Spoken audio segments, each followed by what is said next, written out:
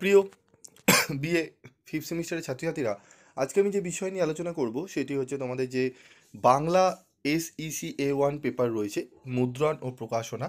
এই সাবজেক্টটি থেকে আমি তোমাদের আজকে গুরুত্বপূর্ণ কিছু ছোট প্রশ্ন এবং সাথে উত্তর নিয়ে আলোচনা করব, এবং যে প্রশ্নগুলো বলবো সেগুলো অত্যন্ত বাছাই করা, পরীক্ষায় আসার সম্ভাবনা 99% রয়েছে। এই ছোট প্রশ্নের মধ্যেও আমি তোমাদের বলছি, এই বাংলায় এই ছোট প্রশ্নগুলো যেগুলো বলছি ভালো করে যেও।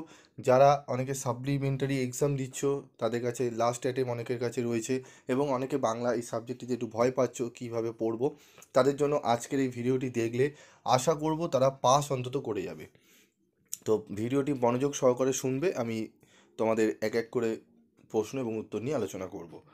তো চলো দেখে নিই আমাদের গুরুত্বপূর্ণ 1 নম্বরের প্রশ্ন। প্রথম হচ্ছে, দেখো ISBN কি? ISBN এর সম্পূর্ণ রূপ হলো ইন্টারন্যাশনাল স্ট্যান্ডার্ড বুক নাম্বার। এটি হলো আন্তর্জাতিক মান পুস্তক সংখ্যা। DDPর এর পুরো নাম কি? Desktop publishing. আধুনিক মুদ্রণের জনক কাকে বলা হয়? ঠিক আছে, চার্লস উইলকিন্সকে। তারপর রয়েছে, দেখো, ভারতবর্ষের প্রথম মুদ্রণ যন্ত্র কোথায় স্থাপিত হয়? তোমরা দেখে নাও, পর্তুগিজরা 1556 সালে এটি প্রবর্তন করেন। স্থাপিত হয় গয়াতে, ঠিক আছে, গোয়াতে, সরি। পাণ্ডুলিপি কি? পাণ্ডুলিপি হলো একটি বইয়ের প্রথম খসড়া, যাহা লেখক তার লিখিত অংশ মুদ্রণ করে প্রকাশের জন্য প্রকাশকের কাছে জমা দেন। অর্থাৎ প্রকাশকের কাছে জমা দেওয়া একটি বইয়ের অপ্রকাশিত সংরক্ষণ হলো পাণ্ডুলিপি। একটি আধুনিক বাংলা কবিতা সংকলনের নাম লেখো। বুদ্ধদেব বসুর আধুনিক বাংলা কবিতা। ঠিক আছে। ওয়্যার বাইন্ডিং কি?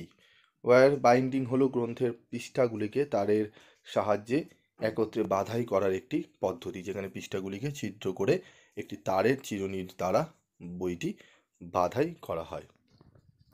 চলে আসবো তার পরবর্তী প্রশ্ন উত্তর দেখে নেব। MS ওয়ার্ডের পুরো শব্দটি কি? মাইক্রোসফট ওয়ার্ডের পুরো শব্দটি হচ্ছে মাইক্রোসফট, ঠিক আছে, মানে MS ওয়ার্ডের মাইক্রোসফট ওয়ার্ড। এটি মাইক্রোসফট কর্পোরেশন দ্বারা তৈরি একটি জনপ্রিয় ওয়ার্ড প্রসেসিং সফটওয়্যার, যা ব্যবহারকারীদের টেক্সট টাইপ, ফরম্যাটিং, এডিটিং এবং ডকুমেন্ট তৈরির জন্য ব্যবহৃত হয়।